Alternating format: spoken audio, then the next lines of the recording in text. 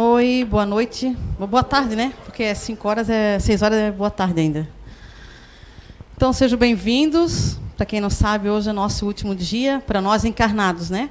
Porque para a espiritualidade ainda eles continuam. É que nós precisamos de descanso. É a nossa desculpa, né? Então, eu quero dar uma boa tarde também ao pessoal da internet que vem nos acompanhando durante o ano inteiro. Sejam bem-vindos hoje também, que também hoje é o último dia, mas vocês podem acompanhar as palestras pelo site, pelo YouTube, né? Eu queria agradecer em especial a todos os trabalhadores, né? Em especial amanhã eu vou dar um abraço em todos, em cada um, mas sem eles o CEIU não andaria, não é? Uma presidente de um CEIU não faz um CEIU sozinho, se não tiver uma boa equipe junto, né? Então, eu agradeço de coração a todos que acompanharam a gente esse ano todo. Para quem não sabe, nossos trabalhadores todos trabalham. Nós não temos ninguém aposentado. E alguns que não trabalhavam esse ano começaram a trabalhar. Então, assim, é corrido para todos, mas a gente dá um jeitinho e tudo se resolve, né? Eu queria falar isso para vocês, sabe? Eu não sei nem se eu deveria falar, mas eu vou falar porque o CEIU, as casas espíritas em si, é sempre muito dificultoso a situação financeira. É sempre muito trabalho. É porque também eu acho que a gente tem vergonha de pedir.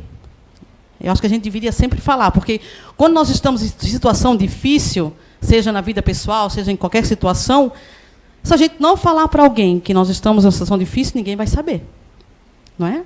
Se ficarmos quietinhos, a pessoa vai olhar para você e vai dizer: poxa, está tudo bem com aquela pessoa. Mas se você falar: olha, eu estou com dificuldade, eu estou precisando de ajuda, aí as pessoas vão se ajudar, vão se fazer um mutirão, esse negócio que a gente faz isso aqui. Então, a gente sempre tem muita dificuldade porque nós não pedimos. Eu falei para o pessoal que o ano que vem nós vamos pedir. Não importa o que vão falar, mas nós vamos pedir. Nós vamos fazer uma campanha bem grande para comprar uma casa para o CEIU e vai iniciar já no início de janeiro. Nós não vamos ter vergonha de pedir. Também ninguém precisa ser obrigado a ajudar, né? Mas é uma campanha bem legal. E esse ano foi um ano de muitas coisas, aconteceu muitas coisas inesperadas, mas eu acho que aconteceu muito mais coisas boas também. Eu acho que as coisas que acontecem na nossa vida, acontecem na vida do CEIU, eu acho que é tudo por um melhoramento nosso. Eu sempre lembro daquela frase do Mazzaropi, que não é da minha época, né? No Mazzaropi, que ele dizia: é tudo para melhorar a vida da gente. E é verdade, tudo que acontece de ruim, acho que ele tem um propósito. E a dona Sandra, essa semana, lembrou de uma palestra do Roberto Carrilho, que ele fala que, quando acontece algo de ruim, a gente pergunta: por quê? Por que aconteceu isso? A gente deveria perguntar: para quê que aconteceu isso? Então, acho que a gente deveria pensar esse ano isso, né? E o que eu queria contar ali antes, que eu falei para vocês, em novembro, nós estávamos numa situação muito difícil. A Ana, que cuida do financeiro, ela veio nos falar e falou assim: Nice, o CEIU tem que pagar 4.000 e pouco, nós não temos dinheiro. Ana, eu não tenho muita fé nas minhas coisas pessoais, mas aqui do CEIU eu tenho. Isso vai dar um jeito, vai aparecer. Vocês não vão acreditar, naquele dia mesmo, houve uma palestra aqui, e uma pessoa entregou um envelope, e quando a gente foi abrir o envelope, tinha 5.000 de doação. Verdade. E justamente eram os 4 e pouco, ainda sobrou um pouquinho ainda. Então, eu acho que a espiritualidade lá em cima, ele sabe, quando a gente não se preocupa, a gente devia fazer isso com a nossa vida pessoal também, né? Tudo vai se dar um jeito. Claro, não ficar parado esperando, né? Mas tudo vai se dar um jeito, tudo tem uma solução, né? Então, eu queria compartilhar isso com vocês, assim, né? A gente quer agradecer a muitas pessoas que colaboram conosco, que a Trabulai, que doa os pães quando a gente faz cachorro-quente. Outras pessoas que colaboram financeiramente com os carnezinhos. Então, hoje a gente estava aqui o dia inteiro. Poxa, para que fizeram ficar aqui hoje o dia inteiro? Para arrecadar fundos, porque nós vamos ter essa parada agora, nós vamos precisar pagar as coisas do CEIU. Então, a gente fez o dia inteiro um bazar, fizemos a feira do livro, e fizemos um cachorro-quente, doado pães pela Trabulai. E a gente fez o cachorro-quente e vendeu bastante cachorro-quente e estão vendendo. Depois, quem quiser ainda comprar para levar, para ajudar, comprar os livros para dar de presente, aproveita que o Zé está aqui hoje para autografar. Né? Vamos aproveitar aí. Vamos. A Lucimari, não sei se vocês lembram, ela pediu quase uns meses atrás, vem pedindo presentes e balas. Acho que bastante pessoas colaboraram. Então, ela mandou um WhatsApp hoje para mim, agradecendo a todos que colaboraram e que ela já está lá de Papai Noel entregando hoje. Legal, né? Então, tá. É isso aí. Então, hoje é perguntas e respostas com o Zé Araújo. Aqui na frente são 3 fundadores. A gente costuma sempre, final de ano, colocar os 3 fundadores da casa que estão aqui ainda. Então, a Kátia Nartes, eu, a Eunice e o Zé Araújo. Tá bom? Outros já estão bastante anos conosco, mas, assim, eu digo fundadores mesmo são nós 3. Então, vamos fechar os nossos olhos. Vamos agradecer a espiritualidade dessa casa. Dizer muito obrigado, muito, muito, muito obrigado mesmo por esse ano. E nos perdoe pelas nossas caídas, pelas nossas perturbações, pelo nosso não entendimento de certas coisas que acontecem na nossa vida. E nos perdoe também por tudo, por tudo. E obrigada, muito obrigada. Obrigada por essa casa, obrigada pelos ensinamentos, pelas ajudas que temos, pelos cursos. E que nesse dia de hoje, que seja o último dia desse ano, que possamos, após essa palestra, irmos para os nossos lares mais fortalecidos na fé, no amor, na compreensão, no perdão e no entendimento. Que hoje o Zé Araújo possa fazer uma boa palestra e a Kátia possa fazer uma leitura esclarecedora. Que assim seja. A leitura de hoje vai ser uma psicografia do Hamed, foi lá em São João Batista, terça-feira, assim, o Zé estava lá estudando, de repente ele veio e mandou uma mensagem muito linda. Então, a Kátia vai ler uma agora e vai ler uma no final, que foi na nossa última mediúnica, domingo passado aqui. Tá bom?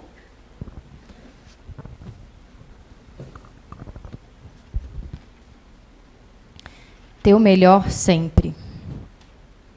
Em tua caminhada terrena, busca cada dia ser severo consigo mesmo e brando com a falha alheia. Em tua caminhada nessa existência atual, busca exigir de ti o teu melhor. O teu melhor está nas conquistas adquiridas em existências anteriores. Busca dentro do teu melhor. O teu melhor cria o aprendizado moral. O teu melhor busca o melhor das pessoas. O teu melhor atrai o melhor nas coisas e nos tantos que se afinizarão com o teu melhor. Melhorando hoje o que ainda não é teu melhor, amanhã maior e melhor será o teu melhor. Melhora agora, age melhorando e avançando cada dia em teu plano evolutivo, em teu grupo familiar ou grupo de trabalho, ou de crescimento espiritual. Teu melhor melhorando, melhora o planeta, e o planeta melhorando, melhora o teu melhor e melhora o melhor dos que melhorarem. O que é melhor? É se modificar e avançar no alto potencial espiritual em amor, moral e conhecimento de si e do mundo que tu habitas nessa atual existência. Teu melhor é o desejo do Pai, do cosmo, da evolução universal. Melhor hoje, melhor amanhã, melhorando sempre o teu melhor. Hamed. Psicografia recebida pelo médium Zé Araújo na reunião mediúnica. Acho que está errado aqui.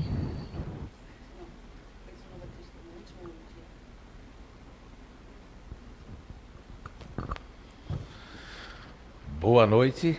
Acho que não está funcionando. Está funcionando? Tá? Está escutando? Tá bom. Muita paz para todos, né? Eu gostaria de fazer um comentário. Eu estava terça-feira em São João para dar uma palestra de perguntas e respostas. E aí eu estava escutando música, para me preparar uma música boa, né? E aí o Júnior disse que entrou. Eu nem percebi que eu tinha entrado em transe. Ele entrou, disse que eu estava... Ele vinha falar comigo, mas eu estava psicografando muito rápido, né? E quando eu terminei, quando eu dei por mim, eu digo, ok, eu voltei assim, porque é um transe profundo. Você vê que eu estava com o notebook aberto, estava escutando ali a música, né? E aproveitando sempre para fazer um trabalhinho antes ali, né? Não tem outro jeito, né? se preparar para uma palestra de perguntas e respostas, pode fazer outra coisa, porque para distrair um pouco. E aí eu psicografei. Eu achei muito interessante pelos trocadilhos, né, pela forma como veio essa psicografia terça-feira passada em São João.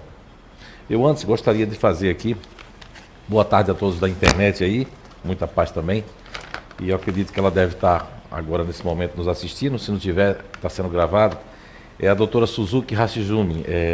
Eu recebi um e-mail dela, onde ela comunica, né, comunico-lhes que ontem, que esse e-mail é do dia 17/12, não é? Quando é 17/12? Hoje. E então ela está se referindo que, queridos amigos, e comunico-lhes que ontem foi efetuada a transferência de todo o acervo de estudos e pesquisas do Dr. Hernando Guimarães Andrade, que estava sob os meus cuidados para o Museu Espírita da FEB, Federação Espírita Brasileira, em São Paulo. O Museu Espírita da FEB, em São Paulo, cujo gestor é o senhor Oceano Vieira de Melo, fica na rua Curicanga, 349, no bairro da Lapa, São Paulo, São Paulo. Ela tomou essa decisão porque ela está com 81 anos, né? E ela, quando eu respondi para ela que foi muito bom, ela ficou muito contente. Mas hoje eu ainda tenho uma coisa para lhe dizer, doutor Suzuki. Agora de tarde o doutor Hernando se aproximou de mim, né? E falou que foi muito bom, porque a senhora sabe da história entre ele e a federação. A senhora vai entender o que ele quis dizer. Então o espírito dele fica mais tranquilo, e como não leva requisitos emocionais, mas leva lembranças. Vai ficar uma lembrança muito boa de ele estar no museu lá, né, em São Paulo, da Federação Espírita Brasileira. Um beijo no seu coração. Ok, agora já está. Missão cumprida. Vamos lá, aquilo que eu não souber responder, a gente responde, vai pesquisar e traz um dia, né? Gostaria de saber e entender como funciona as amígdalas cerebral. E em que grupo de inteligência as amígdalas cerebral influencia mais um grupo do que outro, em relação ao medo e à inteligência e à insegurança? Deu até um medo em mim agora. Essa de cara logo assim, né? Mas tá bom. Bem, eu acho que eu falei bastante no Identidade Eterna, lá no começo do ano, sobre isso, sobre a amígdala cerebral, né? Faz parte de um estudo que nós temos aqui, chamado Identidade Eterna. Mas a amígdala cerebral é uma estrutura complexa, né? Uma estrutura complexa que está adjacente ao hipocampo no nosso cérebro. E a amígdala cerebral, ela faz o processamento de todas as nossas emoções e do aprendizado do medo, se utilizando de um campo instintivo, um campo núcleo, né, um campo instintivo dentro de nós. Vejamos bem que a amígdala cerebral, ela também, de certa forma, ela faz um processamento sensorial em nós, mas ela é subliminar à nossa consciência, ou seja, ela está muito ligada ao instinto. E já que está ligada ao instinto, na questão 73 de O Livro dos Espíritos, né, Allan Kardec pergunta se a inteligência é independente, se o instinto é independente da inteligência. A resposta é que não precisamente, mas que o instinto é um tipo de inteligência não racional. Se o instinto, pela questão 73, é uma inteligência não racional, e nós temos um outro estudo paralelo, que não tem nada a ver com o espiritismo, nem com a doutrina espírita, mas que fala das 3 camadas que evoluíram no homem, no ser humano, no terráqueo, que são... Acho que vou ter que escrever aqui. Nós temos 3 camadas, né? Essas 3 camadas, nós temos uma primeira camada, a mais antiga, que sinônimo é reptiliana, né? Reptiliana. Então, ela está mais ligada ao instinto. E a amígdala cerebral, fazer assim, 2 pontinhos, né? A amígdala cerebral que está de um canto a outro, elas estão ligadas, né? Lógico, ao tronco encefálico também, né? Ao tronco encefálico, mas elas estão ligadas diretamente exatamente ao medo, né? Que é a luta, porque na verdade é como se fosse um sistema binário. Correr ou lutar. Isso evoluiu bastante, lógico que hoje esse campo reptiliano, esse campo se tornou um campo ativo, de atividade. São as pessoas que usam muito esse campo ativo, que eu já falo nos meus livros aí, bastante aí. Nesse último agora, eu falei, eu acho que é na página 208, eu faço na página 208, já quase no final, eu faço um entrelaçamento entre o emocional, o ativo e o racional. Quando Kardec diz que o instinto é uma inteligência não racional, e também no final dessa resposta da questão 73 do Livro dos Espíritos, ele fala que também é para suprir todas as nossas necessidades, porque está diretamente ligado ao nosso sistema nervoso central, que é considerado pela ciência contemporânea, pela medicina, um sistema nervoso autônomo, ou seja, a gente não tem que ficar pensando assim, agora faça a digestão, né? Agora eu quero que empurre do intestino, né?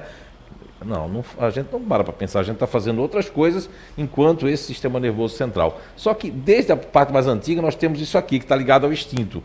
Então, mas aí o que acontece? Nós temos uma segunda camada que está muito próxima, que esse outro conhecimento, juntamente com conhecimento científico e conhecimento espiritual, que é o livro No Mundo Maior, né, pelo Espírito André Luiz, da psicografia de Francisco Cândido Xavier, fala sobre os 3 andares do cérebro, né? Primeiro, segundo e terceiro. Se nós pegarmos aqui, que nós chamamos aqui outra camada cerebral, a outra camada, de camada límbica, nós vamos ter aqui, ou mamífera, né? Na límbica, nós vamos ter aqui, ó, a parte das emoções, emocionais, que foi a segunda camada, que é essa camada que está ligada no tronco encefálico. Hoje a ciência já vê isso, é a camada emocional. Então veja que essa estrutura complexa que é a amígdala cerebral, tem um case, inclusive, está na internet lá, só ficar no Google, a mulher que tirou um tumor, teve que tirar as amígdalas cerebrais e a ciência constatou que ela, com vários experimentos, ela tinha medo de bichos peçonhentos, tudo que fosse coisa, era uma pessoa muito medrosa. E ela pegou, quando teve que retirar as amígdalas cerebrais por causa de um tumor na área, e depois disso ela ficou uma pessoa muito insensível. Tanto você podia botar uma cobra no colo dela, uma aranha, que ela tinha medo de aranha, botar uma rã, qualquer coisa, botar fogo assim para ela ir. Ela ia até no meio do fogo, porque perdeu completamente o medo. Então veja que essa estrutura, esse instrumento, por isso que eu sempre estou falando, e as pessoas até, teve uma pessoa que numa palestra minha, lá em Poços de Caldas, um comentário pela Visão Espírita, né? Um abraço para vocês aí todos, né? A Rosana e o Nelson. E aí a pessoa colocou lá, um palestrante, inclusive, até de nome nacional, colocou que não concordava, mas é que ele não entende esse processo que a gente está vivendo aqui já no CEIU. É a questão 361 de O Livro dos Espíritos, ou 366, que fala se o nosso instrumento dentro do cérebro não estiver funcionando bem, o espírito não vai poder fazer um bom uso disso aí. É como se fosse um instrumento. Se o violino só tem uma corda, não vai sair um som perfeito, né? Então, quando retiraram o tumor, né, e as amígdalas cerebrais dessa senhora, dessa jovem senhora, ela passou a não ter medo mais de nada. Inclusive, fazia até uma ficção de que um parente dela estaria sofrendo alguma coisa ou sofreu um acidente. Ela não tinha nenhuma emoção. E antes de retirar as amígdalas cerebrais, era uma pessoa muito emotiva. Ah, então o espírito deixou de ser emotivo? Não, o espírito ele usa o que nós temos dentro do corpo para ser utilizado. São os caminhos. Agora, o final da pergunta dela, acho que ela pergunta dos grupos, né? Agora existem grupos porque aqui a terceira camada, que é a mais próxima da evolução do Sapiens Sapiens, que já não é da mesma camada lá dos neandertais, né? Então já é uma camada que nós chamamos de neocórtex, não só a gente, como os meios científicos, do córtex cerebral. Que aqui está todo o raciocínio, né? Essa questão do racional, de racionalizar as coisas, que dá uma distância para aquilo ali. Então nós temos 3 grupos nos livros que quem se interessar, quem sou eu, quem é você, a felicidade ao alcance de todos, hoje é um dos mais completos. Então lá vamos ter assim, ó, os 3 grupos que nós chamamos de GNI, porque ainda tem que falar um detalhe, isso aqui está ligado, ainda para fazer esse cognitivo comportamental, dessas 3 camadas, ao que nós dizemos no livro, chamamos de PEN, que está na questão 907, 908 do Livro dos Espíritos, na 191, o PEN, que é o princípio elementar natural, que funciona como um filtro. E aí vai dar os caminhos cognitivos. Então, por isso que nós somos diferentes dos nossos filhos, dos nossos pais. E os GNIs, né? Que possuem isso, em primeiro, não tem primeiro, segundo, terceiro, cada um de um jeito. O fazedor, que nós chamamos de fazedor, o GNI também continuador, e o GNI disponível, né? Eu estava fazendo um estudo, esse ano eu estava na cidade de Las Vegas, eu fui fazer um salto. para tirar os meus demônios, todos os bichos, né? Salto de 108 andares. E depois eu subi para constatar o que eu tinha feito, né? Sinceramente, quando eu subi, eu disse, meu Deus. Mas aí eu vi que as pessoas que desistiram, que estavam prontas, tinham pago lá, estava tudo com aquela roupa toda, desistiram. Eu vi que pelo menos os 3 grupos que eu vi que desistiram, né? Não serve como estatística, mas serve as pessoas que eu perguntei depois quando eu voltei. Os 3 grupos eram exatamente uma fazedora e 2 disponíveis, que realmente desistiram. Chegando aqui, eu perguntei a muitos disponíveis se eles tinham medo de altura, a maioria me respondeu que sim, que não sabia, tinha um medo de altura, uma insegurança muito grande. Aí eu pergunto ao fazedor se ele gosta de trocar, se ele gosta de mudança. Ele diz, não, eu preferia não trocar, não mudar muito. Às vezes eu tenho um pânico que vem de sei de onde. Eu perguntei para o disponível, você tem pânico? Tem alguns pânicos que eu não entendo. Aí eu perguntei para o contador, eu tenho síndrome do pânico. O fazedor tem possibilidade de ter síndrome do pânico. O disponível tem possibilidade de ter síndrome do pânico. Por quê? Porque exatamente, se vocês pegarem o estudo que nós fazemos, e aqui o Identidade Eterna, responda aí, fazedores e disponíveis, se vocês sentem isso que eu estou dizendo. Levanta a mão aí, os disponíveis e fazedores que conhecem. Ó, tem bastante gente que levantou a mão, porque vai sentir isso. Agora, cognitivamente falando, vamos falar uma palavra mais simples da composição, nós vamos perceber que todos 3 têm uma coisa em comum. Eles não têm muita ligação com o neocórtex cerebral nesta encarnação, nesta vida. Então, vieram com o ativo, o instinto mais forte, ou o emocional mais forte, como queiram, que é o segundo plano, mas o neocórtex já vieram com pouco contato com o neocórtex. E na composição, nas apostilas, tanto do inato como daqui, vocês vão ver que está em terceiro plano a questão do contato com o racional, que diminuiria muito, mas é o processo que você tem que passar para sentir medo, sentir aquilo, coisas que não sentiu em outras vidas. Então esses 3 grupos naturais de inteligência vão sentir muito mais, mesmo que não retire a amígdala, vai ter mais contato com a amígdala cerebral. Vai ter um contato maior com o tronco encefálico, com o primeiro andar que foi desenvolvido para a humanidade. Eu creio que eu devo ter respondido, né? Já vivemos em outros planetas ou apenas aqui na Terra?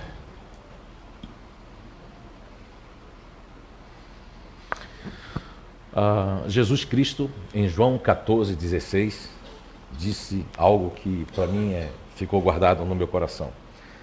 Quando lá atrás nós estudávamos, né, a Bíblia, né, o Novo Testamento na época, não se turbe o vosso coração, credes em Deus, credes também em mim. Vou para a casa do meu pai, na casa do meu pai há muitas moradas, se assim não fosse eu já vos teria dito. Me vou para vos preparar o lugar, para que depois nós pudéssemos ir, né? Então, quando Jesus afirma que na casa do pai há muitas moradas, que está afirmando que há muitas esferas, há muitos planos, há muitos planetas, na questão 172 de O Livro dos Espíritos, Allan Kardec, ele nos traz uma pergunta que a 173 até responde melhor, mas a 172 fala que se todas as nossas existências são aqui na Terra, né? Nas existências corpóreas, o que eu acho muito importante nessa pergunta é prestar atenção que ele fala nossas existências corpóreas, ele não está falando de existência espiritual, está falando de existência corporal. Isso é muito importante dizer na questão 172, que ele começa a pergunta. E na questão 172, quando ele pergunta se as nossas existências corporais na Terra, a resposta é que não é? Mas que a da Terra não são as primeiras nem as últimas, mas são as mais materiais e mais distanciadas da perfeição, a resposta. Na questão 173, Allan Kardec pergunta se a gente tem muitas existências no mesmo globo, ou a gente muda de globo, de mundo, ou passa de um mundo para o outro, na 173. A resposta é que sim, que a gente passa de um globo para o outro. Agora, aí, pasmem, o final da resposta da 173 é que explica muita coisa. Eu sou muito assim cético, eu gosto de ficar tendo o jeito que perguntou e o jeito que respondeu. A resposta da 173 ela é muito clara, porque diz que podemos passar de um globo para o outro, mas a pergunta da 73 também é corpórea, tem a palavra corpórea da pergunta. Mas aí, lá no final da resposta da 173, ele fala mais ou menos assim, que as pessoas ficam passando porque não se adiantaram. Mas se a pessoa se adiantar, ela já não fica já passando em globo, vai para mundos superiores, que não são globos. Isso quer dizer, se você ler as perguntas, você vai entender que globos, planetas, é uma questão ainda longe da perfeição. E mundos superiores, que não têm a formação e o formato humano ou humanoide, são de uma outra escala.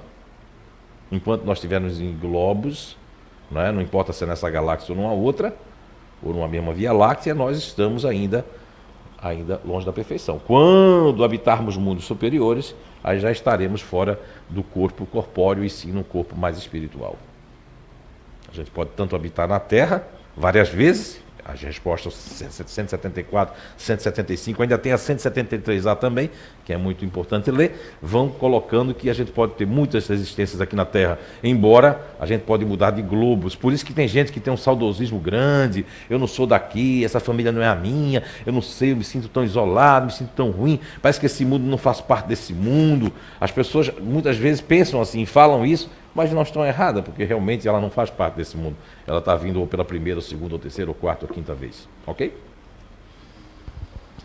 Ótima tarde a todos. Tenho 2 filhos, um de 6 anos, que é mais tranquilo, e um de 1 ano e 6 meses, que é o contrário. Mandão, bate na gente, e se leva um tapa, ainda ri. Será que ele é assim mesmo, ou é um espírito que já vem assim? Não sei como agir. Olha, quando falava assim, a gente está recebendo crianças índigas, que estão recebendo crianças, sei o que lá, que o mundo está passando. Isso faz uns anos aí atrás, uns 10 anos, que foi um negócio, um burburinho, até no Fantástico saiu. Mas aí a resposta foi que depois de uns anos, a Cracolândia estava cheia de crianças na Cracolândia, né? Estava cheia de crianças tomando droga, né? Essas são as crianças índigas? Essas são as crianças especiais? As crianças já abrem os olhos quando nascem. Eu lembro que quando eu era criança eu lembro que vinha aqueles bebezinhos e dizia, ele não abre o olho não, eu perguntava, disse, não, tem que demorar, parece que era 10 dias, né? Não sei, ou 5 dias, não sei, alguns dias para abrir o olho, né? Para abrir assim total, né? Ficar totalmente aberto, né? Hoje em dia a criança já abre o olho assim, ó. Já nasce, né? Estou exagerando um pouco, mas já nasce com o olho aberto. E as crianças já se manifestam de forma emocional ou de forma ativa, porque existem grupos diferentes. Um filho não é igual ao outro. A minha mãe dizia 5 filhos igual a mão, 5 personalidades, comportamentos diferentes, não é? Eu já percebi que pessoas dizem assim, meu Deus, essa criança nem se mexe, a gente deixa ela no berço, ela fica. Não chora, faz tudo. Aí tem aquela criança que você faz todo aquele cuidado, né? Volta. Não é verdade? Os filhos não são iguais. Agora, essa é uma questão, não é que o espírito veio assim. O espírito veio assim. E é diferente. E veio porque houve um acordo para vir também. E se não houve um acordo, que é difícil, eu acho que as reencarnações compulsórias, elas são mais em ambientes mais assim, com espíritos que realmente não têm o poder de decidir ainda, e que são espíritos que ainda são muito devedores, seja nesse mundo ou nos outros mundos. Então existe aí as reencarnações compulsórias, que não é que seja contra a nossa vontade ou contra a vontade desses espíritos, é que eles não têm condições ainda de decidir que núcleo familiar, que país, que local, se é na favela, se é na Zona Sul que eles vão morar, porque eles não têm condições ainda de decidir isso. Mas os filhos, aproveitando, na questão 346 do Livro dos Espíritos, fala sobre também esse encaminhamento inicial.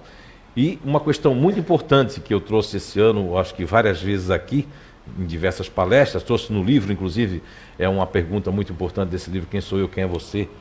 Né? A Felicidade ao Alcance de Todos, que é a pergunta 928 de O Livro dos Espíritos, onde Allan Kardec pergunta, não é, sobre as aptidões naturais, em todos nós. E essas aptidões naturais, ele está perguntando ali, e o espírito já responde que a culpa é dos pais. Que os pais querem decidir o caminho, porque, veja bem, uma pergunta dessa é de uma mãe preocupada, de um pai preocupado, e essa mãe preocupada porque vê que o filho é de um jeito, aquele outro vem daquela forma, que já com 1 ano e meio quer bater na gente, né? Já mostra que ele tem uma parte ativa, uma parte mais... E o outro tem uma parte menos ativa. Isso vai existir. Esse é um ótimo livro para começar a entender como é que eu vou criar, né? Aquele espírito, aquele homem velho que está no corpinho pequeno e que a gente chama de filho. É muito inteligente a proposta de Papai do Céu, a proposta do universo, do cosmos, de fazer com que a gente tenha os clãs familiares, que tenha os pais e os filhos, para a gente amar espíritos devedores do passado. É a melhor forma. É a melhor forma das pessoas se encontrarem, seja o mesmo sexo, se encontrarem, mas os espíritos se conhecem ou se reconhecem, se complementam, se buscam. Assim são os filhos, assim são os pais, assim são as relações. Ok? Existe morte coletiva? Em que situação pode-se dizer que foi morte coletiva? Olha, existem, esse chamado dos desencarnes, né, coletivos, né, existem sim, mas o que me deixa triste e que um dia essas pessoas que pregam, palestrantes e tudo mais, quando chegar no mundo espiritual, se tiverem condições de aprender, vão aprender algo, porque eu perguntei isso a espíritos sérios. E eles disseram, estude que você vai ver. E eu lembrei muito dos estudos, porque o único espírito que a gente conhecia, e ele estava vivo quando a gente passava os vídeos deles aqui, vídeos traduzidos, era o Dr. Ian Stevenson, que não é espírita, que mesmo visitando o IBPP, que é o Instituto, né, de Psicobiofísico, né, de São Paulo, de Estudos Psicobiofísicos, que é exatamente o museu do Dr. Hernando que está passando para lá, ele visitou o Dr. Hernando, a doutora Suzuko na época, porque ele não é espírita, ele veio porque ele, lá na Universidade de Virgínia, né, que deixou o Dr. Jim Tucker, que ele psicografou aqui, né, em inglês, para o Dr. Jim Tucker lá, na Virgínia, um pesquisador, um cientista, um psicólogo, um psiquiatra, um estudante nessa área, as reencarnações. E ele provou em diversos casos, inúmeros casos, que a pessoa não deveria desencarnar. Tanto que ficou, como o Dr. Hernando chama, pouco tempo na intermissão. Passou dias, ou horas, ou meses. Então, quando volta para o corpo, e principalmente na idade locutória, como chama o Dr. Hernani e o Dr. Banerjee e eles, né? Na idade locutória que começa a falar, começa a balbuciar as palavras, já começa a falar como o espírito anterior. Se esse espírito, como vários casos que foi passado aqui no projeto de Detalhe pelo André, né, Nats, se vários espíritos não era para ter desencarnado naquela hora, não era para ter levado aquele tiro, não era para ter se metido no assalto, não era para ter morrido afogado, porque também um monte de gente no avião, um piloto ganancioso com medo de perder o seguro, um pessoal que já tem uma coisa por trás errada, não é? Aquelas pessoas não eram para ter desencarnado e desencarnaram. E vão ter que reencarnar cada um. Porque as pessoas pensam muito pequeno. Quando eu viajo, que eu vou para grandes metrópoles, lugares enormes, cheios de gente, eu penso... Aí foi quando eu descobri assim que, mesmo quando eu fui ateu, eu não estava muito errado. Que eu tinha esse pensamento assim, não, mas Deus não pode tomar conta desse povo todo, é muita gente. Aí as pessoas querem fazer milagres, mas Deus... Não, nós estamos dentro. Se estiver fora é muito ruim. A gente tem que estar dentro de um processo. Não é bem assim. Existe hierarquia. A Terra imita várias hierarquias que existem, muitas delas erradas até, tudo bem. Mas eu digo, existe hierarquia. Existe uma hierarquia de coisas para se seguir. Não será diferente. Lá deve ser muito maior e muito melhor do que aqui. Agora, essa questão do resgate coletivo, do desencarne coletivo, da morte coletiva, eu posso até estar errado, mas eu acredito que não estou. Sem orgulho, sem nada. Não. Muita gente morre por causa de falha, porque o acaso existe, senão o livre-arbítrio, senão nós somos bonecos. O acaso também existe. A fatalidade também existe. Está nas leis naturais, no livro dos Espíritos.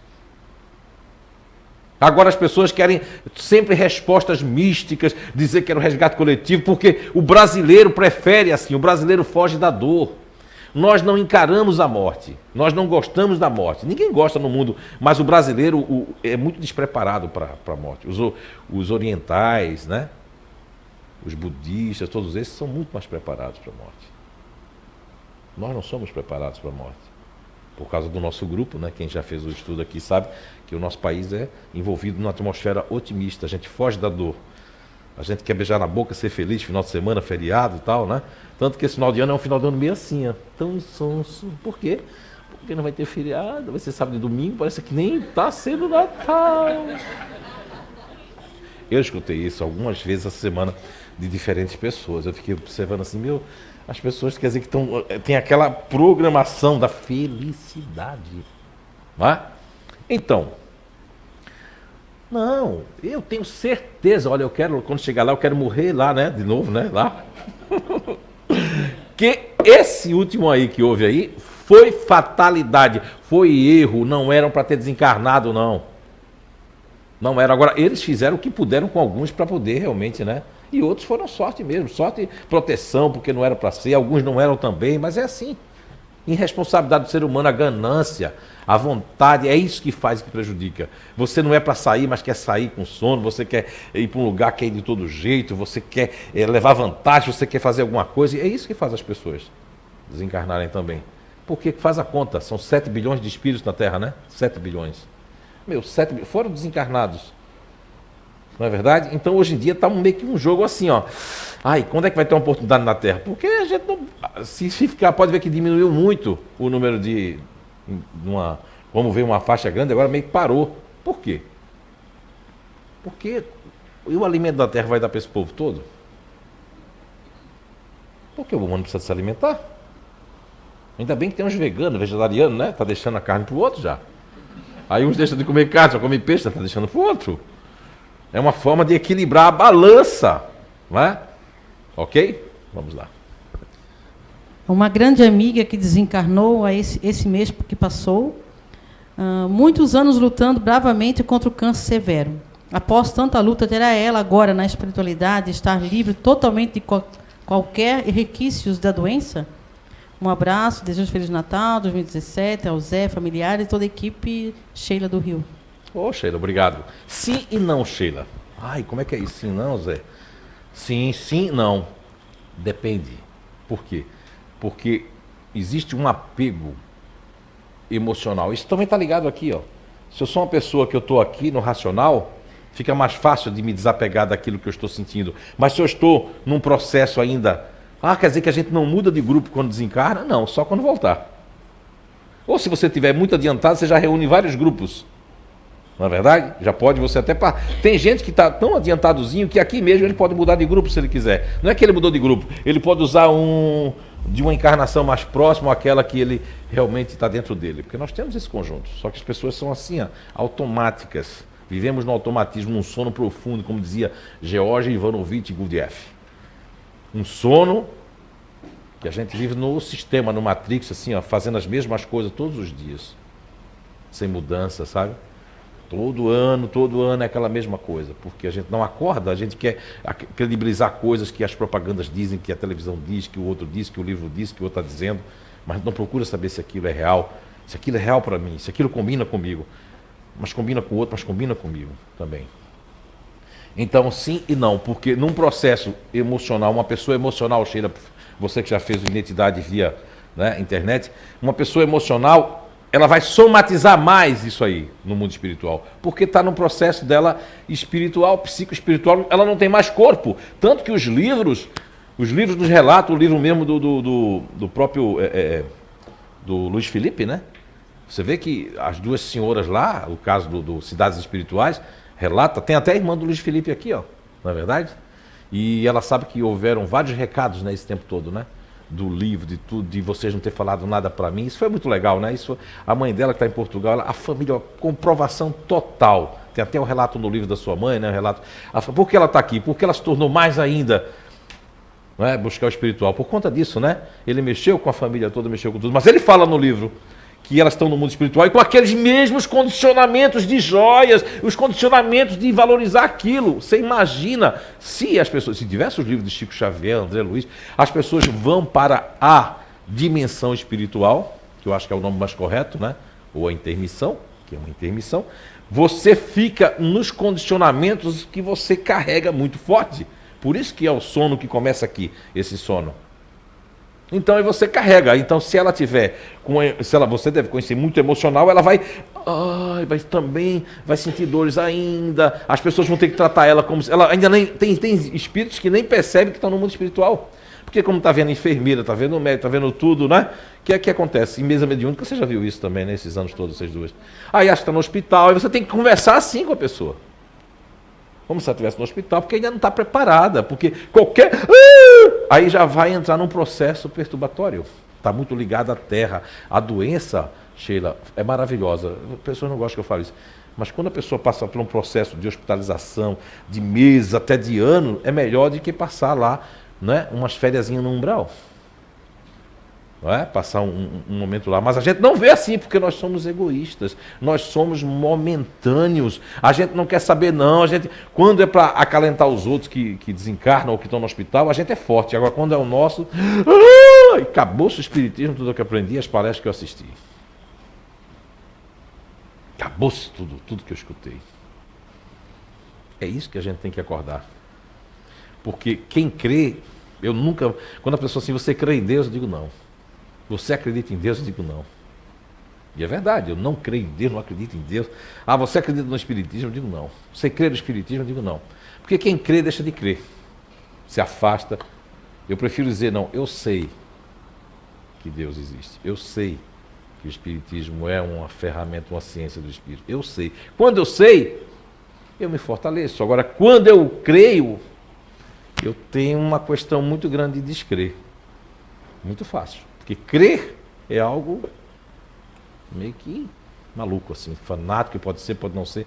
Agora, saber é outra coisa, porque eu sei, eu sinto. Então, se você sabe, senta aí, ninguém nunca mais retira isso. Isso é muito forte. Ela pode passar um tempo ainda, também ainda sentindo as mesmas coisas. É muito bom, Sheila, que você faça bastante prece e oração, porque esse estágio que eu contei aqui não é brincadeira, não, é a realidade, tá? Um beijo no seu coração, Sheila. O que podemos fazer para nos proteger de energias negativas, mal-olhado, inveja, além da oração? Inveja, mal-olhado. Mas vejam, olha o que elas estão dizendo aqui. Banho de sal grosso. Agora sabe o que é que me lembrou? Lembrou a minha mãezinha querida. Supersticiosa, porque os meus irmãos, eu mesmo lutei muito com aqueles paradigmas, porque assim, ó, minha mãe, quando a gente ia andando, 4 filhinhos, né? O caçula não existia, só nós 4. E quando ela via uma escada assim, ela fazia assim com a gente. Teve irmão meu que tem pavor de escada, inclusive, aberta, né? Porque parecia que era um terror. Ela puxava a gente assim, a gente ficava, o que foi, mãe? Ela disse, a escada aberta, passem por aqui. Quando ela passava assim, não, e quando ela passava no... que tinha uma funerária, ela fazia a gente olhar para lá, ela fazia, se benzia lá, aquele negócio lá. E aí a gente ficou... Eu não, eu já dormia até em cemitério, acho que ela já contaram para vocês, né? Eu fui para uma festinha, tinha 14 anos, o homem disse que era tudo perigoso. Aí eu perguntei para ele, qual é o lugar menos perigoso? Ele disse, do cemitério. Eu fui lá dormir no cemitério, acordei de manhã, o coveiro me acordou, né? Era uma festinha, não tinha dinheiro para voltar. Aí a pessoa disse, mas rapaz, tu teve coragem de dormir no cemitério? Sim, porque lá os mortos não fazem nada, né? Já conversava comigo e tudo já, então já não tinha problema. Essa daí eu já tinha passado, né? Desde pequeno já, então. Mas aí é que está essa coisa da superstição, não é? E o olhado, a inveja, eu considero assim, não de uma forma assim supersticiosa. Ela falou da manga, né? Eu não comia manga aqui, que ela comia manga à noite, eu ficava assim, ó, meu Deus, vai te fazer mal, porque a minha mãe disse que se ela comesse manga à noite, ia morrer. Então, eu vim comer manga depois de anos, agora há pouco, eu vim comer manga à noite, eu não comia manga à noite. Às vezes a pessoa fazia salada com manga à noite, dizia, olha, tá gostoso, eu digo, muito obrigado. Olha como isso pode dar criança aí até a fase adulta. Escada eu faço questão de passar. Eu já disse numa palestra aqui em 2013 isso, né? Que eu passo debaixo de todas as escadas na 15 que estão abertas assim, eu fico passando nela. Já fiz isso desde para mostrar que quebrar esse paradigma da escada aberta, né? Mas assim como o mal olhado, porque assim, ó, a questão aí, eu vou responder bem direto para a pessoa. Posso ser bem direto, né? Porque ninguém sabe quem é, então vou ser bem direto. É o seguinte, minha filha. Não fale dos seus planos. O problema do mal olhado aí da inveja é que você, ó, não diz pra ninguém, mas eu vou viajar. Tudo indica que em fevereiro ou março eu vou. Bem, não é por nada que eles têm inveja, mas somente o pensamento deles assim, meu, eu também queria ir, cara, meu, eu não posso. O cara vai, às vezes essa energia, puf, porque você jogou no vento, né? Como diz os indianos. Jogou no vento, os indianos dizem, jogou no vento, se esvaiu. Tem pessoas que fazem isso, num ciclo segura, conta, aí as coisas depois dão errado. Agora, essa questão do olho grande, da inveja, às vezes vem da própria família, dentro da própria casa, às vezes acontece. Porque você está fazendo uma coisa que o outro deseja fazer, mas que ele não tem coragem de fazer, ou ele não foi buscar fazer, ou ele não se esforçou para fazer, e aí existe. Inclusive isso é mais forte até do que uma macumba, né? Uma magia negra até, porque é uma coisa que está ali, você está deixando isso. Também é o tipo de vida que se leva. Porque se você levar um tipo de vida onde você vai ter mais proteção, meu, é diferente aí. Aí isso também não tem muita facilidade de pegar. Depende de você, a escolha que você faz. Ah, o ano que vem eu vou estudar, o ano que vem eu vou frequentar, seja o CI, outro lugar, eu vou procurar alimentar o meu espírito, porque se a gente alimenta só o corpo físico, Aí aquele negócio, festa, balada, não sei o quê, eu vou ali, beijo na boca, acaba o namoro também. Aí um dia tem que acontecer alguma coisa para dizer assim, ei, tu tem um espírito aí dentro. Aí a pessoa, opa, vou acordar. A gente pode. Como combater, não é só a prece, porque também o bandido também entra na igreja e diz assim, e pede proteção porque ele vai fazer uma morte, né? Não. A prece, a maior prece que existe são as nossas ações. A gente fica com despeito, deixa de gostar daquela pessoa que te ajudou só porque ela disse alguma coisa, ou ela não está confiando em ti 100%. Aí tudo vai por água abaixo agora. A Anice não confia em mim, então agora a Anice morreu. Com a mágoa. Não, aí é que a gente só olha, tem que olhar para o teu umbigo antes de olhar o do outro. Tu tem que ser severo contigo e brando com os outros. Essa é a receita para combater o olhado e combater, né, o orgulho. Brando com os demais, severo conosco mesmos. E a gente faz o contrário com os outros, a gente quer ser severo, cobrar posturas que nós nem fazemos. Cobrar pessoas que estão na frente ensinando. Muita gente fala mal aí do Divaldo, inventa coisa. Isso sim é inveja, é olho grande, despeito, porque o homem está fazendo uma coisa maravilhosa, com quase 90 anos, 89 anos, viajando esse mundo todo pregando. Agora só porque Divaldo vai dizer assim, Zé Araújo, eu não confio em você. Acabou-se Divaldo para mim? Divaldo acabou-se agora. Eu tenho que fazer jus a Divaldo confiar em mim. Um abraço para Portugal, São Paulo, Recife, né? Curitiba, Paraná, Caruaru, que dizem que eu não mando um abraço para lá, né? Me cobraram esses dias aí, o pessoal, olha, estão mandando. Né? O José Lucas, lá de Portugal, eu psicografei todo dia em Portugal, todo dia eu psicografava, porque ninguém me cobrava psicografia. Quando não me cobra, parece que aí vem. Agora, se me cobrar, eu mesmo bloqueio os espíritos. Eu digo, ó, que é muita responsabilidade. E aí, um determinado dia, o José Lucas disse assim, não me conhece, conheceu aqui por causa de um evento que houve espiritual, que o homem é muito desconfiado, além de ser português, um homem maravilhoso, José Lucas, um companheiro, tenente-coronel da aeronáutica, né? Já aposentado. Ele perguntou a Divaldo se podia confiar na minha mediunidade nessas psicografias. Divaldo disse, pode confiar plenamente. Você entende? Tive com o Divaldo em 2013. Mas cuidado, porque o que atrai a inveja e o mal-olhado é que você conta suas coisas para as pessoas. Você não deixa dar certo para depois contar. Você não espera o timing do universo te responder. Você sai dizendo que vai ter muito trabalho, que vai ter muita coisa. De repente não tem nada, você se frustra. Aí você fica assim, eu não vou mais sair de casa. Não, enfiar a minha cabeça. Não.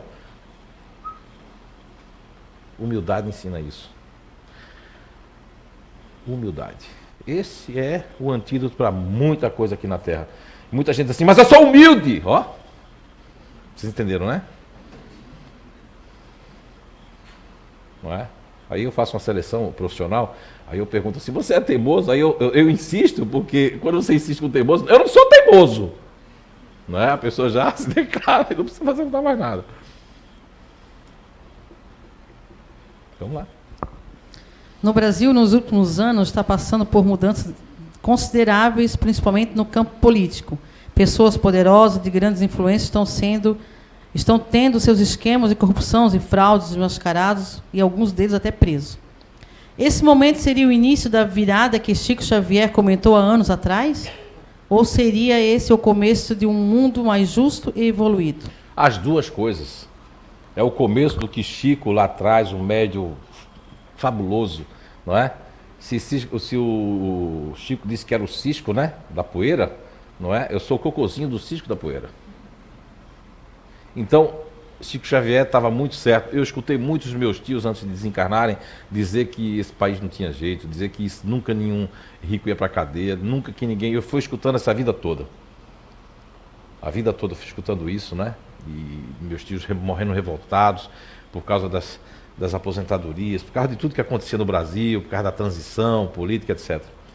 E a gente vê que as pessoas são muito pessimistas ou são muito imediatistas. Há construções, há elaborações de planos, de mudanças que você tem que esperar algumas crianças crescerem, alguns espíritos que vêm, porque quando eu estava escrevendo o livro Nosfera, a energia de cada um de nós, estava no sítio, não esperava aquela visita, de repente um espírito começa a falar numa língua muito estranha e eu comecei a dizer assim, não, isso deve ser, né? Não estou entendendo, né? Aí ele começou a falar em alemão, comecei a entender um pouco, depois falou em inglês, aí o doutor Hernani viu e disse que se tratava do Tesla, né?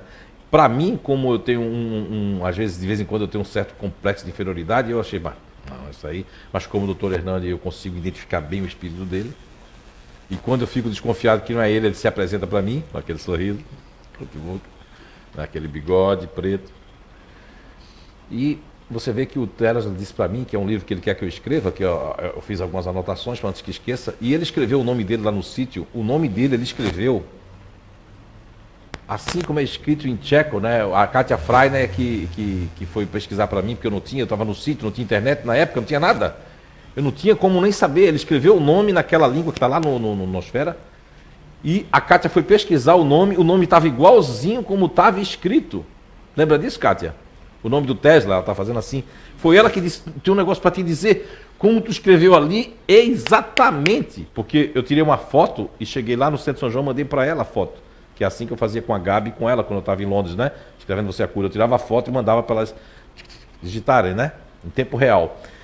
Então vejam, ele disse que tinha plano A, B, C, D e F em relação à questão de energia, né? Para a gente ter luz, para ter luz elétrica, né? Tanto que era ele, Thomas Edison, e mais outros. Tem assim. E ele quer um dia que eu escreva um livro sobre essa questão aí dos 5, né? Juntamente com o doutor Hernando Guimarães Andrade, que vai estar junto escrevendo. E o doutor Hernando hoje tem várias pessoas para poder estar nos lugares, né? Porque no dia que foi o aniversário de Chico, alguma coisa, alguém disse assim, perguntou para mim esses dias, é possível o Chico Xavier, lá em São João, me perguntaram terça-feira, é possível o Chico Xavier estar naquelas 200 lugares ao mesmo tempo, já que ele é um espírito de luz? Eu digo, olha, não, impossível. Não porque ele não possa, mas é impossível porque não tem lógica isso. Muita gente vai criar que é Chico, porque muita gente quer atenção, quer se promover, sei lá, coitado, não está perturbado, ninguém sabe. Não é? Quando as pessoas dizem aqui que eu recebo Chico, eu nego, porque eu não tenho certeza. Como eu tenho um transe inconsciente, como é que eu vou saber se é? Mas talvez eu saiba, talvez eu não queira dizer, né? Ninguém sabe, vamos deixar assim. Então, qual era a pergunta mesmo? Eu respondi já, né? É que os espíritos começam a falar, eu me perco aqui. Oi? Respondeu? Respondeu. Ah, a pergunta era sobre os políticos. Não terminei ainda. Obrigado.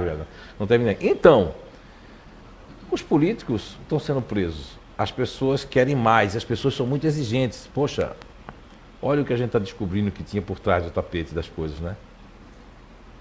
Mas o que é que os filmes fazem? Esses dias roubaram aí um banco aqui, ou foi em Santa Catarina, ou foi em São Paulo.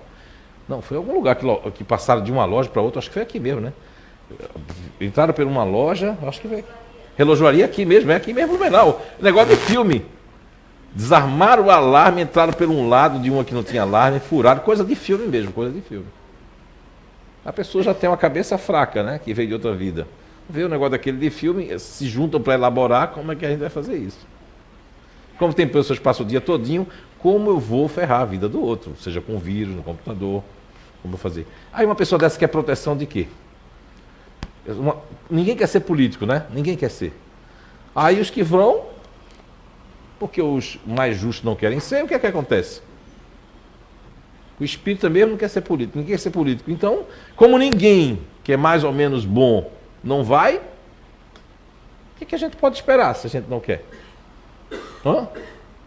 Ou quem entra em partido se torna... Quem é fanático por partido político e futebol pode ter certeza que você tem lugar garantido no umbral ou garantido no planeta desse aqui ou um pouco mais inferior do que esse. Porque isso prova que a gente está começando, como ela diz no final ali da pergunta, um planeta de agora talvez começando, engateando no planeta de regeneração. Mas ainda somos de expiações e provas. Agora, quem é partidário, é fanático por time de futebol e fanático por religião, mostra que você tem que se libertar disso. Você tem que se libertar. Porque isso é uma prisão que faz você discutir, que faz você ter diferenças. Pontos de vista têm que ser respeitados. Senão a gente está dizendo aquilo que Jesus disse, amai o vosso próximo como a si mesmo. Ele diz, quando pergunta assim, mas o primeiro mandamento não é amar a Deus sobre tudo, sobre todas as coisas? Sim, mas tem um segundo, amar o próximo como a si mesmo. E amar os inimigos, tentar amar os inimigos. Não é? Divaldo me disse em 2013 que, na palestra lá, e depois me disse quando a gente estava junto 2 dias, que a melhor coisa é que ele disse assim, ó, eu não tenho inimigos, mas as pessoas me têm como inimigo, mas ele não tem inimigos. Ele disse que a melhor coisa na encarnação é você evitar ter, e se o outro diz que é seu, o problema é dele, Divaldo disse. Não seja inimigo de ninguém, mas se as pessoas querem ser seus inimigos, elas buscaram isso, elas vão pagar sobre isso, elas vão pagar sobre isso. E eu digo também, parafraseando o Divaldo, graças a Deus eu não tenho inimigo nenhum. Graças a Deus, não tenho nenhum. Nem quero ter e nem procuro ter. Se são, deixa ser, né? A gente tem que ter piedade dessas pessoas. Dos políticos também, piedade dos políticos, porque tem gente que... aquela energia, agora tu vai pagar. Não. Se a justiça está sendo feita, para que botar essa energia?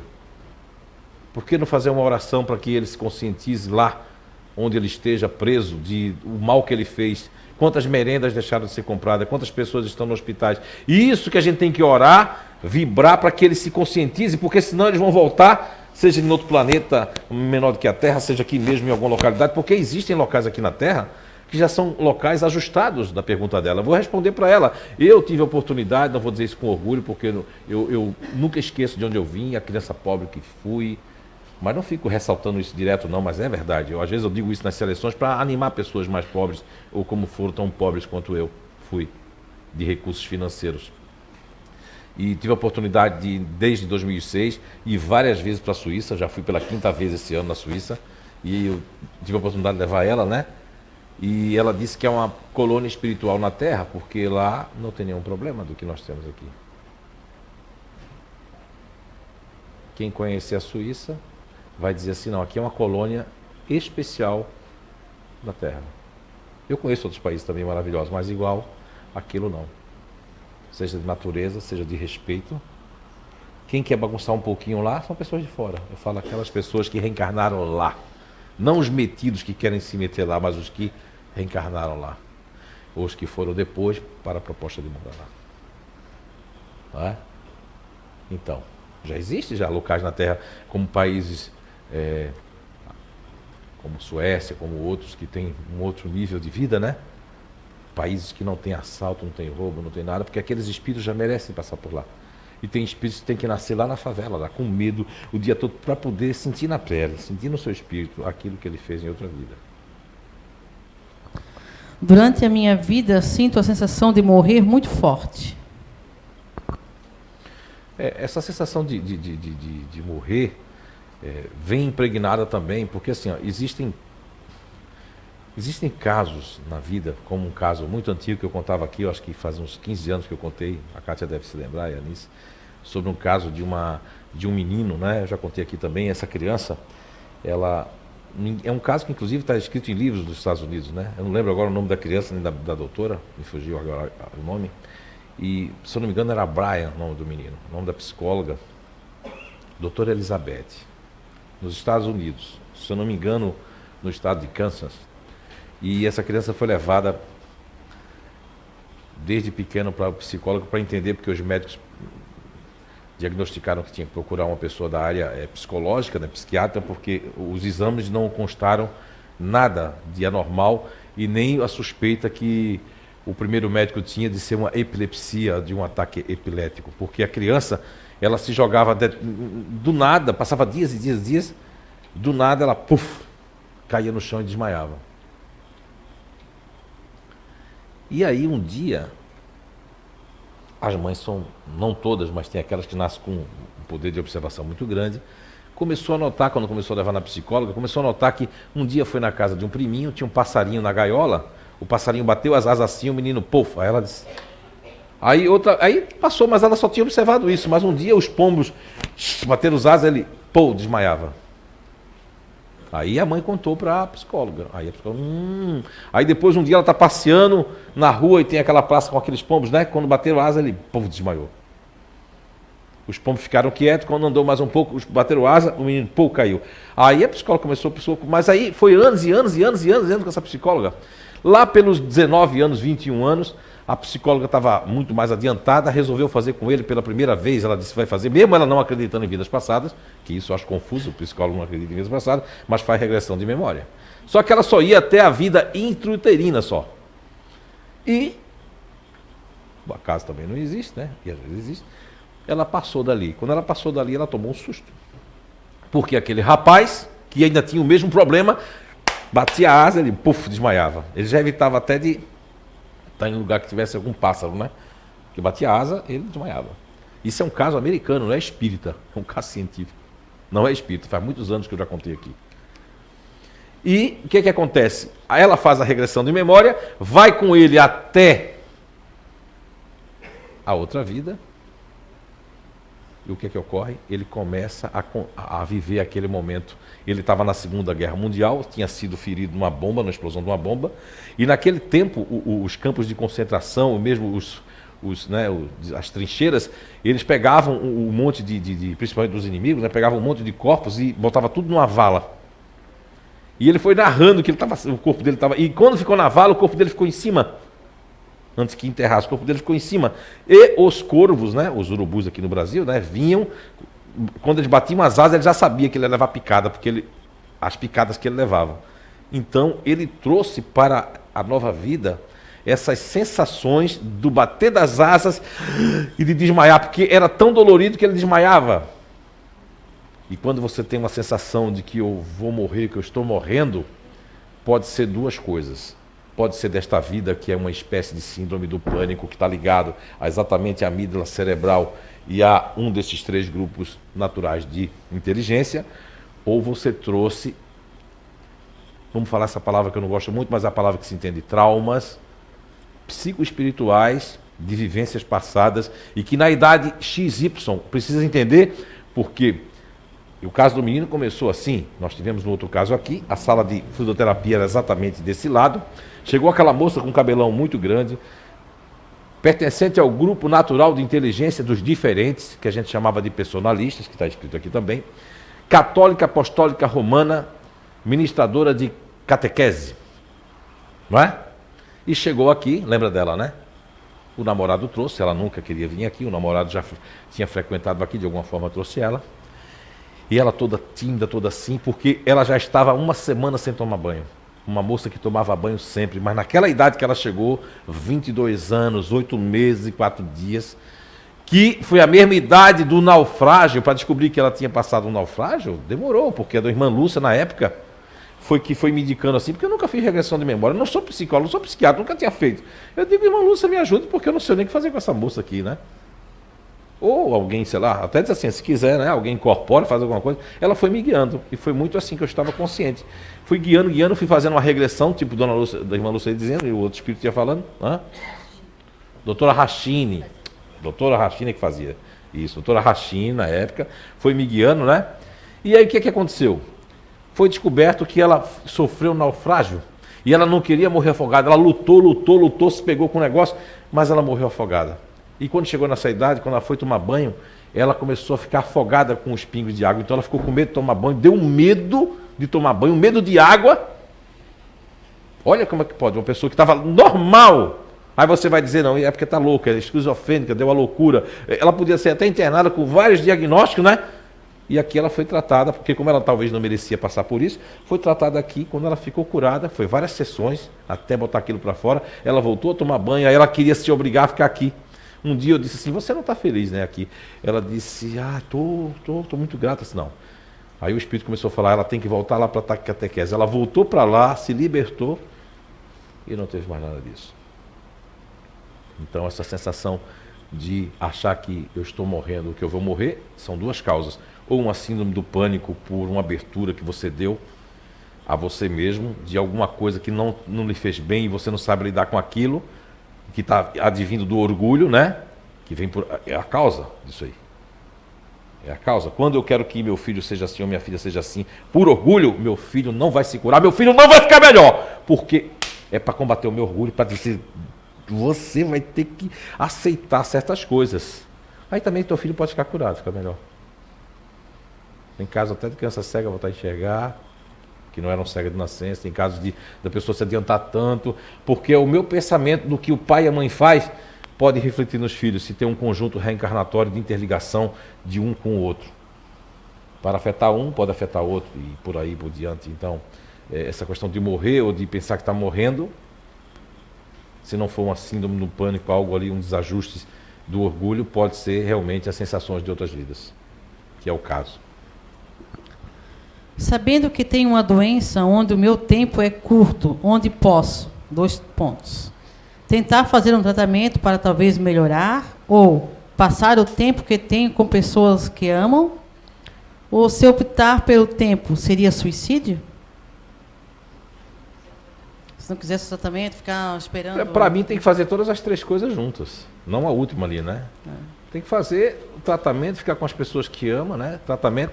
Um tratamento espiritual, um tratamento normal, né? Porque hoje eu creio assim, ó, uma coisa que eu admiro a medicina é os instrumentos, os médicos sérios que evitam de dar remédio ao máximo, mas quando é uma doença como um câncer, uma coisa que já foi provocada por causa dessas coisas todas, né, esses refrigerantes, essas coisas todas, tem que combater também com o material do mal também, né? Você tomou coisa do mal para o seu corpo, então o combate do mal tem que ser com outra coisa também que é ruim. Se você não tomou nada ruim, também não tem por que combater uma coisa que não vai existir em você, né? Então, assim, o tratamento está aí, tem que ser feito. Teve gente aqui que veio aqui, queria parar a quimio, a gente nunca deixou. Mas tem gente que parou a quimio por conta própria e aqui ficou curada. Aí não, cada caso é um caso. Tivemos um caso aqui de linfoma, lembra daquele lá, da amiga da Silvana, lá naquela época? Mulher nem no espírita era, católica, veio aqui, e teve pessoas que são espíritas, frequentavam a casa, via aqui e não se livrou do linfoma. Cada caso é um caso. Caso orgânico, caso psicoespiritual, merecimento, fé, vontade de se melhorar, vontade de vencer. Tudo tem um porquê. A gente nascer com certas deformidades, muito desculpa, não, é porque fulano foi retirado a ferro, cicrano é que houve um susto no dia que a gente quer justificar tudo, né? Tudo tem que ter uma justificativa científica, para não colocar nada do espírito, nada disso, a gente tem que sempre estar justificando. Às vezes tem justificativas justas, científicas, mas nem todas são justas e nem explicam tudo. Essa aqui me lembrou da música do Nando Cordel, Pague Meu Dinheiro. Peraí. Como se deve pensar em relação às pessoas que devem dinheiro, aquelas que prestaram serviços ou venderam algo? Qual seria a lei que rege? Olha, a lei não é parte de você. Eu vou dizer qual é a lei que rege isso aí. É uma lei que eu aprendi com a doutrina espírita, aprendi com a vida. Né? Apesar de estar com 52 anos, dia 5 de dezembro, fez 41 anos que eu trabalho. Aí você vai fazer a conta, você começou a trabalhar com 11 anos. É que na minha época, com 11 anos, a gente podia ser não só trabalhar para ajudar a sustentar, como podia até ser escravo. Agora, hoje em dia, 16 não pode trabalhar não, mas pode ficar no meio da rua, tomando maconha, fazendo coisa, né? 41 anos que a gente trabalha, muitas horas. Agora, a grande lei que eu aprendi em relação a dívidas financeiras, a tudo, se chama uma coisa: procure ser a vítima. Essa é a grande lei. Quem é a vítima é melhor do que só o algoz. Procure ser quem a pessoa deve, não o devedor. Lógico, numa crise aí que eu vi pessoas aí que, eu não tenho problema financeiro, depois dessa crise, essas pessoas estão com problemas seríssimos financeiros. Pessoas que eu nunca imaginei que ia ter problema financeiro. Está vendo você? Aí eu até falava ontem, numa reunião que nós tivemos, sobre imprevidência, né? As pessoas que foram imprevidentes nesses últimos 3 anos, esse ano passou a pior coisa do mundo. Ou as pessoas que brincam de fazer, de mudança, de coisa, de tudo mais, porque às vezes as pessoas não têm o que fazer na vida, não têm uma ocupação espiritual, moral, uma ocupação meio assim, eu busco me ocupar com coisas cada vez mais materiais, eu vou me entrelaçando nesse materialismo, nisso ali tudo mais, e daqui a pouco aí passou a vida, e aí tudo que eu ganhei eu vou gastar com as doenças que eu adquiri por causa do meu processo materialista. Disse na minha perguntas e respostas a João Batista, falava sobre a vaidade, né, do próprio Divaldo, né, com o cabelinho pintado, a vaidade de Chico Xavier com a peruca, se vestindo bem limpo, gostando de coisa boa, né? Eu não fujo muito da regra, eu gosto de uma coisa boa, mas eu não passo por cima de ninguém, eu não puxo tapete de ninguém, eu não tô. Sempre o que vale é a intenção. Isso é interessante. A pessoa que ele deve estar bem intencionada, mas não tem condições de pagar, é uma coisa. Agora, se a pessoa está com a intenção de não pagar, porque o que vale você dever ou não dever é a intenção. Mas você não vai adivinhar qual é a intenção da pessoa. Então a gente julga, né? Ontem eu dizia para as pessoas, não julguem. Primeira coisa para a lei de causa e efeito não te pegar é não julgar ninguém. Mesmo que o cara está fazendo o pior, pense o melhor dele. Eu sei que não é fácil isso, mas é uma questão de hábito. É uma questão de criar esse hábito de não julgar. Hoje eu não julgarei ninguém. Começa a fazer uma meditação de manhã. Aí até que você vai se policiar durante o dia. Tem muita gente que aqui é espírita e tudo mais, em relação ao dinheiro, né? As pessoas estão me devendo, eu estou sofrendo, mas essas mesmas pessoas, quando estão no trânsito, ó, a pessoa quer passar ali, está numa subida. Olha, eu respeito muito quem está em subida, porque eu já vi pessoas, né, tem pavor de subida, né? Aí eu penso também numa filha, numa coisa, está dirigindo. Aí a pessoa está numa subida, você diz, vai passar nada? Aí até elas estavam dizendo assim, vão fazer pagar o dinheiro da criatura. Mas como a criatura faz isso? Não, deixa assim ela sem receber esse dinheiro, vai ser melhor. Não é uma questão mística. Eu não vou receber o dinheiro, mas dificulta mais. Porque quando a gente está fazendo o bem o tempo todo, essa porta se fecha, abre duas aqui. Porque aquela porta era meio perigosa. Mas a gente é assim, eu quero. Eu quero aquele namorado, eu quero aquela namorada, eu quero aquilo, eu quero aquele lugar para trabalhar. Porque quando a gente quer as coisas, nós somos muito crianças espirituais. Bebezões espirituais. A gente quer mostrar que a gente sabe, a gente não se toca, as pessoas não são gratos. Às vezes a gente recebe um dinheiro, recebe um trabalho que a gente não tinha, mas depois que recebe, não dá nenhum obrigado. Olha, eu quero te agradecer porque tu foi um instrumento. Não que as pessoas estão exigindo, nem eu estou dizendo aqui que estou exigindo, mas as pessoas não agradecem. As pessoas acham que os outros têm obrigação. Num caso desse, se eu estivesse no lugar da pessoa que fez a pergunta, com a consciência que eu tenho hoje, a pessoa me pagar, eu ia agradecer um monte, mesmo que eu sei que ela está me devendo, ainda falta juros, mas eu ia agradecer por quê? Porque é gratidão pelas coisas que acontecem. A gente tem que ser grato com todo mundo. Hoje o que falta é a gratidão, que dá uma lei de causa e efeito maravilhosa. Porque a gente esquece muito o que as pessoas fizeram conosco. Se a pessoa não fizer o 99, mas não fizer 100, acabou-se. Então é melhor ser vítima do que ser algoz. Essa é a coisa melhor que tem. Deu? Pergunta, mas também deu da hora. Já são 7 horas e 10 minutos. Atrasamos 10 minutos.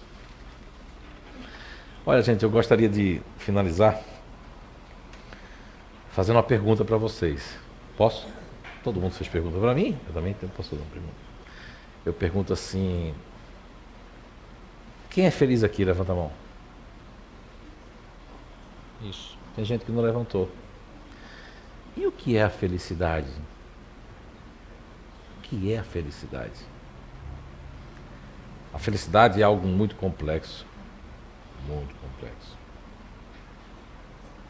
Não é? Na questão 920 do Livro dos Espíritos, eu trago essa questão aqui também, sobre a felicidade, sobre os paradigmas, tudo. É um livro que você olha o título, mas eu acho que até a gente não sei se errou o título. Tem tanta coisa que não tem nada a ver com isso, tem coisa que tem a ver com isso, e é muito abrangente o livro, né? E o que é felicidade? Se pergunta no Livro dos Espíritos se a gente pode ser feliz aqui na Terra. Lá no final da resposta, quem olha só aquela primeira resposta, meio fica até assim, né? Mas lá no final da resposta, que tem a pergunta aqui, que eu até não vou dizer o número dela para vocês irem ali de novo, diz assim que é possível ser feliz aqui na Terra. É possível. Mas é possível ser feliz na Terra quando a gente procura fazer o bem às pessoas e a nós. Divaldo Franco dizia nas suas palestras antigamente, eu gosto de sempre, já disse aqui muitas vezes, que todo o mal que nós fizemos a nós e aos outros pode ser revertido pelo todo o bem que façamos agora a nós e aos outros. Uma quantidade de muito bem anula uma quantidade menor de muito mal. Porque o mal, na verdade, é nada mais, nada menos de que ignorar o que se passa por trás das coisas que nos cercam. O mal é nada mais, nada menos de que a ausência do bem. E o mal é nada mais, nada menos de que a infelicidade daqueles que não conhecem o bem e o poder do bem, por isso não sou feliz. Então, um feliz Natal, não de Papai Noel, mas um feliz Natal com Jesus, muita paz, tá? Que todos possam, até o final do ano, você que está nos assistindo, um grande abraço, muita paz, um beijo no coração e um beijo no coração de todos vocês. Sejamos felizes, fazendo bem a nós e aos outros. Muita paz.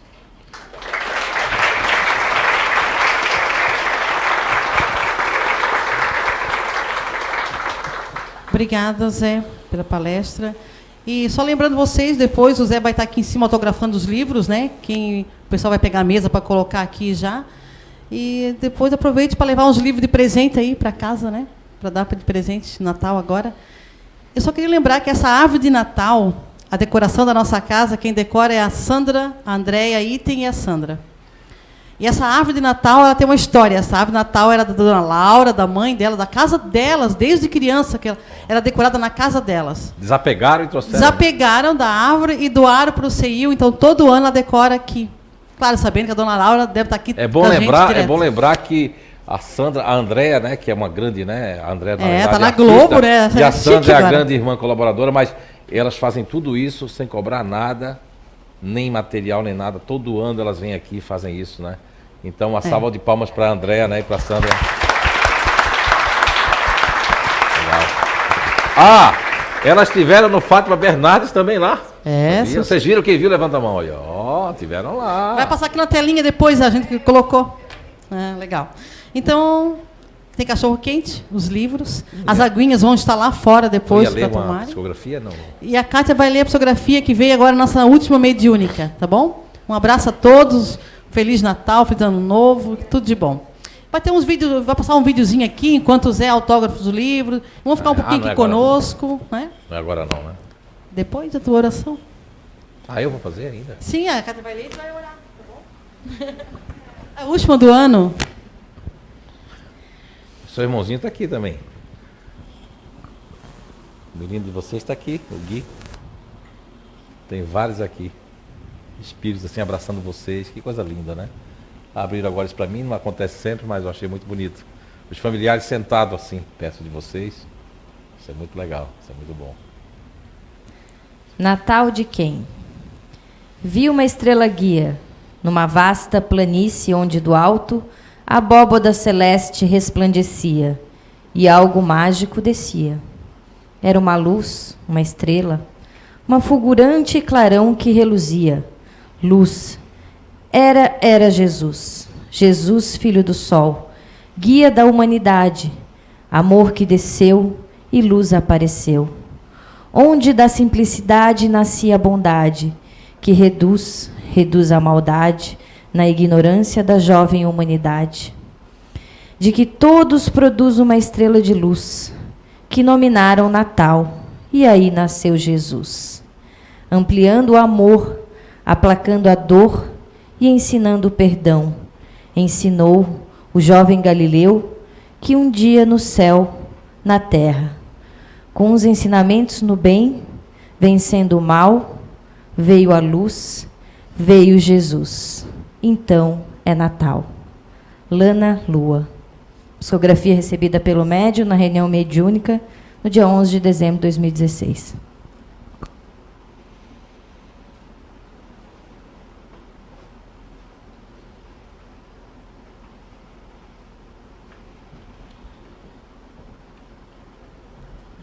A dor do amor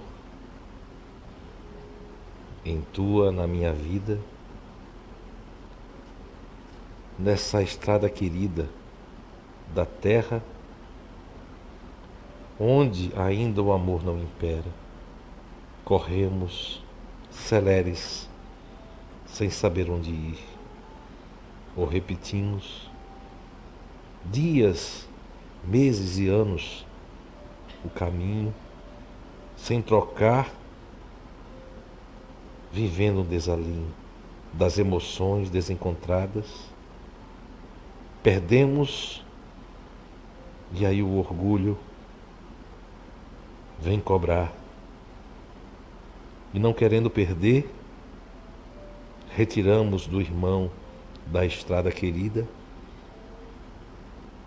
mas a vida segue. E os anos passam, e os cabelos prateados. Agora o orgulho diminuto, mas uma saudade, o remorso e a vontade de voltar para trás e recomeçar, agora só em outra vida, na estrada querida, que a terra resolverá voltar. Ama, pois, todo dia, e não faz com que os teus erros, em tremenda agonia, possa as enfermidades te levar. Hoje, nesse final de ano de terra, na estrada querida, volve ao teu espírito com a vontade de se transformar, pois, sim, pois, depois, antes e agora, ainda é hora de mudar na estrada querida e fazer não da dor, mas buscando o amor e amando para um dia, aqui na estrada querida, não mais voltar.